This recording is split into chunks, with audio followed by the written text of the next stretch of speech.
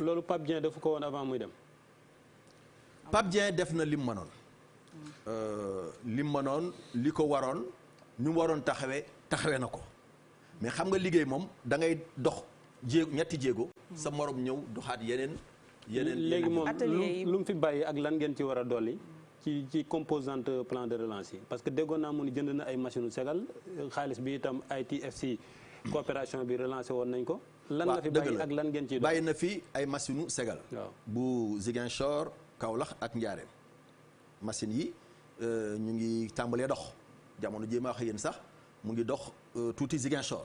xëy na yeneen yi am na ay problème technique ñu ngi koy réglé ak ñi nga xam ne ñoom ñooñu ko jaayoon loolu am na mais loolu. dafa bokkul ak par exemple comme ni nga waxee léegi au lieu man may branché wu ci réseau Sénélec ma mën a am sama autonomie en énergie loolu il faut ma defar sama chaudière ba nga xam ne léegi coke d'arachide bi parce que gerte kenn du ci sànni dara dinaa ko mën a jël ba mën a dugg ci ba mën cee def sama énergie. Ensuite leneen li may defar mooy atelier détoxification wax nañ léegi affaire aflatoxine rakkal ji pour nga mën ko jaay ji bitim réew wala ripaas bi pour nga mën ko jaay ci bitim réew il faut nga détoxifier ko. te atelier boobu dafa tëjoon depuis fukki at boobu dañ ko war a beesal beneen mooy huile extraction d'huile xam nga boo nalee dëwlin bi ba njëkk a génne rakkal boobu dafa amaat dëwlin bu ci nekk donc il faut nga dugalaat ko ci beneen machine pour dëwlin boo fa nekk nga génne ko parce que loolu dafay yokk say taux de rendement loolu tam dafa paaroon depuis 10 ans incha allah avant le 31 décembre yooyu yëpp dina commencer waat donc yooyu nag bi ñu koy def demuñu lebi fenn fonds propres Sonacos la ñu jël parce que suñu bilan positif 2019 may nañu ko ñu dugal ko ci ngir yokk suñuy capacité mooy ñaari ateliers yi sax laa bëggoon ñëwaat monsieur le directeur général parce que maa ngi lire il y a quelques mois peut-être moins d'1 an yaa ngi ko doon wax di ko annoncé naan dina ibbiwaat wax nga fan ngeen toll ci état bi mais aussi gis nañu leneen loo xam ne Sonacos mi ngi koy def muy yeneen produit lu ci mel ne ay vinaigre eau de javel ñu bëri nag dañu jàppoon ne Sonacos lu jëm ci diw gi rek lay defar alors que yéen a ngi woon ci leneen liggéey boobu fan ngeen ci toll et puis itam beneen préoccupation sànq ci njëlbéen gi yaa ngi koy wax muy importer sax huile de palme c'est ça huile de palme ak soja bi est-ce que jàpp leen ne tamit marché bi dem na ba ëpp leen doole faaw ngeen ut yeneen i fem pour kër gi bañ a tëj parce que à ce rythme moom ça va être très compliqué waaw xam nga dama wax benn réunion ne bu ñu amul gerte ren Sonacos mën naa dee déwén benn waaye dama xanaa kon daa feebaroon lu yàgg man ko déedéet Sonacos suñu tolli feebar mais wér na mais dee moom mën naa nekk accident nit mën naa nekk en très bonne santé accidenté faatu AVC faatu déegu bette déegu bette parce que chinois yi bon gan ñi song nañ ñoo finalement ñëpp ngi wax finalement voilà man song nañ ñu song bu nga xam ne daaw dóor nañu coup ñu terteri résister ba ren kenn déggul ne licencié wuñu kenn continuer nañu fonctionner mais bu ñu dooraatee beneen coup loolu nag moom beneen affaire alors maintenant li nga wax xam nga boo yooyu yëpp du pexe la rek parce que Sonacos wax naa la léegi atelier yi ma la wax yooyu il faut mu beesaan loolu c'est urgent te incha allah balaa 31 décembre dina jeex mais am na yeneen ateliers yu nga xam ne tëjoon na 10 ans vinaigre du Roy gëj ngeen ko gisati woon Diourbel lañ ko daan defaree usine ba dafa tëjoon tey boo demee ay carton vinaigre du Roy defar nañ ko fa. delsi na Javel eau de Javel aussi balaa 31 décembre incha allah eau de Javel Diourbel dina ko commencer defar mais am na aussi lu ñuy wax aliment de bétail Setuna dafa tëjoon fukki at mooy repas yi ñuy jox jur gi mais moom itamit tey jii commencé waat nañ production ba fi mu toll nii am nañ lu mat 50 tonnes yu nga xam ne produire nañ ko donc Sonacos ñu ngi góorgóorlu ñu ngi ñor yi année bii bu ñu yàlla mayee gerte ñu relancer Sonacos bu ñu yàlla mayul gerte nag effort yi ñu defoon yépp day daal di naax saay dugg ci yéen a ngi defar sax mais tey bu ngeen laajee travailleurs yi nekk Sonacos ngeen laaj leen ñu xool xar kanamu Sonacos ren gi ak boog 2019 ñoom seen bopp boo leen laajee ñu ne ñu ngi def ay effort ñu ngi góorgóorlu. sànq yaa ngi naan benn litre diw pap 3 kilo gerte la ak genn wàll waaw bu dee gerte gu fees. voilà gerte gu fees gi. bu dee xott gi waaw moom laay wax. du kemb xott la voilà. bu dee kemb day ëpp. bu dee kemb day ëpp léegi du joxe diw. ñu gis ne ñetti kiloy kemb mooy ëpp litre diw. day ëpp litre mais ñetti kiloy xott ak genn wàll gi mooy doon litre. ndeke gerte am na njëriñ. soo demee gaar bu ndaw Pape Cheikh Touba moom fi muy wax ñi xam seko xam nañ foofu liggéey bi ñu fay def. tout le temps da ngay gis ne dañuy bojj. donc di mbir moo xam ne liggéey bu xaw a metti la ci soxna yooyu également.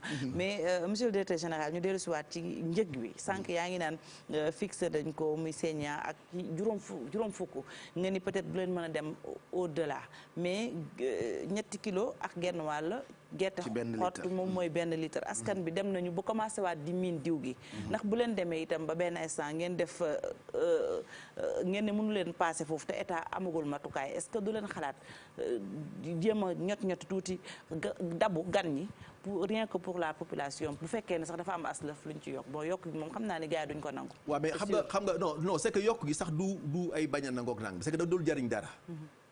Sonacos yokk njëgam day gën a emballé marché bi rek. donc yokk du man ja te loo teg ñu teg ci dara. alors donc li nga wax maintenant ne est-ce que bu ñu wër ndomba gi su continuer. non mais loolu mënul continuer aussi. parce que Sénégal quand même dëkk la bu nga xam ne dafa am ay réglementation xam nga concurrence man libéral la man gis nga bokk naa ci ñi nga xam ne d'accord naa ñu ne bu kenn fixé prix gerte ñu ne concurrence la loi de l'offre et de la demande man nangu naa ko mais bu boobaa nag nañu teg règle yu wóor c'est-à-dire man sama opérateur dama ko agréé muy dem ci point de collecte Kër Samba Dia di fa jëndee juróom fukk dafa moom benn yaay bu nga xam ne kenn agréé wu ko yorul benn këyit day ñëw ba ci village bi gën a jege Kër Samba Dia moom mu teg fa bascule am teg fay poids moom itam di jënd. déedéet kooku itam dafa war a sàmmonteeg yoon exportateur même chinois yi. sàmmonteeg yoon mooy lan foofu. mais sàmmonteeg mooy wuti agrément. mais lu muy doy agrément da ngay jaay damay jënd kay am naa njëg borom njëg kay yab luy jaay. waaw mais xam nga nag loolu gis nga damay jaay damay jënd gis nga même boo demee ci boutique yi. boutique yow mënoo dem ubbi boutique te amoo registre de commerce amooy papier yu nga xam ne day wan ne mën ngaa mën a jaay. mu ta nekk règlement dafa am ci lépp. état moom dafa war a organiser lépp. donc da nga war a am kayit yu koy mandargaal. surtout que concurrence bi dafa rëy ensuite ñu xam fan nga jógee fan nga jëm. ensuite ñu xam alal ji nga ciy dugal alal yi lu mu. mais tey ñun milliards yi ñu naan gars yi yor nañ ko di wëndeeloog moom ci dëkk beeg dëkkaan bi mais milliards yi fu mu jógee kenn xamu ko bu ñu ko tëralee nu nga xam ne nag day am rapatriement de devises. day am traçabilité des flux financiers bu boobaa on aura respecté les règles de la concurrence. mais loolu problème mu taxe bi réglé na ko. non problème taxe bi réglé wu ko parce que taxe bi taxe la taxe yi ay droits fiscaux la yu ñuy fay bu dugg ci gafaka état mais xaalis bi circulé banques yi dañ ci war a am dara xaalis dafa war a jaar banque yi am ci dara exportation marchandise bi la ñuy exporter mais kenn exporté wul devise yi dafa war a dellu si. marchandise dong lañ la may su la neexee maintenant nga am sa marchandise sa nangami cargaison gerte nga exporté ko ne 3 milliards la mais marchandise bi mooy demee 3 milliards daa war a dellusiwaat ci réew mi parce que loolu mooy tax koom-koomu réew mi mën ci suqaliku mais daaw ni ñuy exportation boo xam ne du am rapatriement de devise mais ban koom-koom ban Sénégal nan la ciy yëgee. boobaa réew mi du ci gis boppam opérateur bu ngeen agréé mu dem jëndi juróom fukk. bu ñëwee ñaata ngeen di jënd ci moom. ñun opérateur bu ñu agréé ba dem jëndee juróom fukk bu ñëwee 276,5 lañ koy jëndale. moom kilo bu ne am na ci juróom kon. non kilo bu ne am na ci juróom ak. non dafay am 14,5. moom opérateur bi 12 francs transporteur bi. muy 26,5 lañ ko ciy tegal. donc moom am na 14 francs comme marge donc ñun gerte jëndi wuñ ko déjà 250. Sonacos 276,5. mais fan ngeen mën a yem est-ce que mën ngeen a romb 275,5 yi. non ñun plutôt suñu xel xalaatul. yokk parce que yokk moom du nekk lu nga xam ne njëriñu sénégalais yi la njëriñu consommateurs yi la parce que bu fekkee ne dawlin lañ ko bëgg a def moom am na fu nga xam ne bu ñu ko rombee. dootuñu mën a jaay dawlin ci biir marché bi mais DG le problème mooy tam yow sa diw gi kenn jënd ko li ngay exporter bitim réew moo ëpp li nga xam ne consommation locale bi la. waaw xam nga loolu li ko waral mooy Sonacos bu njëkk jëpp moom la ñu doon jëndee niinal mais Sonacos dafa nekkoon ci ay difficultés. ak itam mu cher ba àtt nañu. non dafa li ci ëpp solo mooy dafa nekkoon ci ay difficultés ba tax ba production bi arrêté woon. maintenant nag xam nga marché moom boo ci nekkee génn ca pour nga duggaat ca c'est un problème. moo tax ñun tey barki démb laa dajale sama service yi ma leen maintenant nag il faudrait qu'on mette en place benn politique de marketing et de promotion de nos produits. yu nga xam ne ñëpp daañu xam ne niinal delsi na Arador delsi na ñaani delsi na lépp ngi ci marché bi. loolu tam lu am solo la. donc loolu ñu ngi ci mais loolu dafa laaj lu nga xam ne dañ ko war a maanaam loolu tamit dañ ko war a soutenir parce que bu fekkee dañu am industrie nationale ñun tey mënuñu wax ne nañu tëj importation huile raffinée parce que suñuy capacité mayeguñu ñu satisfaire le marché local. mais nag bu ñu demee ba suñuy stock bari comme ni ñu koy defee ci oignon wala ñeneen war nañu Sonacos kat stock am bari nañu freiner tuuti importation bi ñu mën a écouler seen i produits parce que entreprise nationale la ñu. encore une fois Sonacos mënuñu koo jàppee comme entreprise du Macoumba Bey. Macoumba Bey bu amee entreprise am dafay ay employés lam am ci bénéfice ci poosam lay dugg ak ñam ko sosol fii nag lu ñu fi am ci bénéfice ñun ñëpp ñoo koy bokk. suñu amul aussi état bi day jël seen i impôt ak suñuy impôt dugalaat ci biir kon il faut que mu am politique de préférence nationale. mais patriotisme national. préférence nationale. man léeg-léeg dégg naa ay ñu nga xam dañ naan ay nationalistes lañu. boo waxee mais loolu ci gouvernement la war a tàmbalee. mais non dama dégg ñuy wax si yeneen télé yi ñu ne ñoom ay nationalistes lañu. mais cette fois-ci daal nañu waxee daal dafa mel ne Sonacos moom c'est pas une société nationale man Modou Diagne Fada moom moo Sonacos de Macky Sall moomul Sonacos. fi Sénégal parce que nit ki mën na bañ a ànd ak président Macky Sall ci politique am. mën na bañ a ànd ak Modou Diagne Fada ci ñi muy doxalee. mais Sonacos nag réew mi yépp ñoo ko bokk. kenn warul wax lu koy suuxal. tey bu ñu demoon comme ni ma ko waxee bis bu Sonacos arrêté gerte gi wàcc intérêt baykat yi du Sonacos arrêté parce que bis bu Sonacos tëjee chinois yi dong des fi daañ jënde kilo gerte $2.2. yéen daan ngeen am ay contrat yoo xamante ne nii da ngay jox baykat bi jiw. encadré ko topp ko. bu ñoralee nag. ñëw delloo si njukkal jaay la. loolu est-ce que yéen a ngi koy continuer ba léegi si oui ñaata tonnes ngeen ciy xaar. waa dëgg la dañ daan def bu nawet jubsee ñu jël semence ak engrais contractualisé ak ay baykat wala association baykat ngir jox leen ko lañ ci doon wut nag ñaar la mais ba ci ëpp solo mooy fidéliser kooku ba nga xam ne bu amee production day ñëw jaay ñu. mais lañ ci doon wut aussi mooy au moins bu ko defee Sonacos mën a am dara. mais lañ ci doon wut itamit mooy kooku mën a bay lu bari. te loolu dafa nekk lu nga xam ne lu ñu war a encourager la en tout cas président Macky Sall sant ñu pour ñu encourager jàppale coopérative yi. jàppale association de producteurs yi ba ñuy mën a am jiwu ba ñuy mën a am engrais ngir gën a mën a bay lu bari. loolu bu ñu ko defee bis bu ñu leen boolee ba ñu bokk benn buum. daa njomba dimbale parce que boobaa kenn ku nekk dootul laaj tracteur dañ naan nañ jox association benn tracteur ñu mën cee bay donc loolu daa dañ ko def problème bi nag mooy sénégalais yi yenn seet dañu sant Dieng da nga leen jox seen jiw jox leen seen engrais. ñu laaj plus. non bu nawet bi ñoree jaay keneen. bu nawet bi ñoree duñ la jaay si. seen gerte dañ koy jël dem jaay ko ka gën a.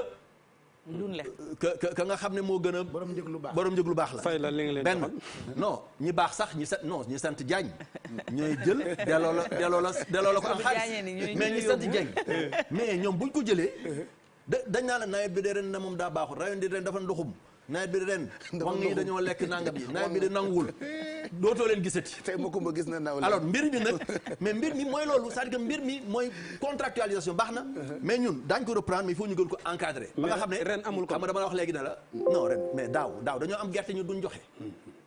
njaaw kay ñun defuñu mais joxe nañu engrais rek. suñu yenn clients jox nañ leen engrais lañu amoon mais amuñu woon gerte ndax li may wax nii xam nga liñ naan nañu jaay bitim réew mais bala ngay laax jaay. da ngay laax lekk dëkk yépp li leen tabax mooy industrialisation. tant que industrie taxawuñu dëgëruñu mën a absorber le chômage. coow li du fi jóg. ak li ma wax sànq rek politique de préférence nationale bi. loolu daf te ci gouvernement la war tàmbalee. quitte à ce que sax ñoom ñu subventionné peut-être. waaw mais xam nga si ñoom daan nañ subventionné huiliers yi. mais daaw la ñu dakkal subvention bi. mais man bi ñu ma laajee dama ne d'accord parce que man gëwuma aussi subvention. mu la wax man gëwuma subvention parce que si man nga subventionné yenn affaires yi mais comme ñun usines yi ñun ñu yore mën a dem lebi xaalis. mën a dem ci banque bi nañ ñu bàyyi ñu dem lebi xaalis jënd. mais subvention bi moom motu ko ñun kay li ñu bëgg mooy. ñu teg des mesures d'encadrement yu nga xam ne. kenn ku nekk dañ ci gis boppam. te xam naa ne loolu moom. le chef de l'État. mu ngi teg gëtëm. ci koom-koomu réew mi parce que la filière arachidière est une filière stratégique. du rek comme li ñuy waxee benn filière bu ndaw bu nga xam ne mën nañ ko bàyyee gan ñi.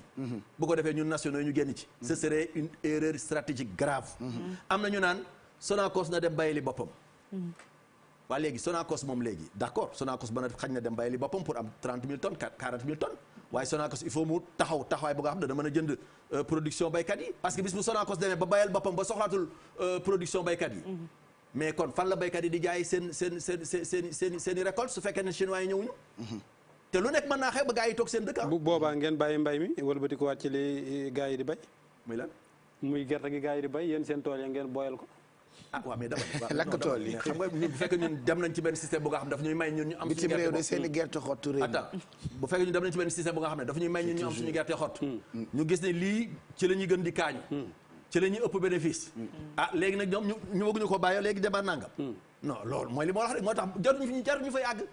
nañu fexe ba ñoom ñu amus lëf rek man doomu baykat laa gis nga yow Makumba man dama bay dama war fas dama womat dama jàpp machine dama bay bayaat déqi càll yaa ngi dégg naaf bàcc jaayi gerte naaf nga doomu baykat laa gis nga ñiy waxal baykat yi fii ñu ci bare bari seen bopp la ñuy waxal parce que am na ñu nekk seen ginnaaw bu ñu waxee ba pare ñu jaar dañ bàyyi naxante bi nañu wax nit ñi li baax ci réew mi bu ñuy wax nit ñi li leen neex man loolu mooy sama posture parce que jamono politique nag bu jotee jamono politique bu jotee mën naa dem seeti Pape Cheikh ne ko Pape Cheikh nangam ak nangam dem seeti Binta Diallo Fati nangam ak nangam mais nag bu wax fekkee ne jamono liggéey lañ toll nañuy wax li baax ci askan bi te bañ di wax rek li neex nit ñi mais segal gi Makumba nee na amul problème Binta ne sànq am na problème nga confirmé ne am na problème mais yow gaar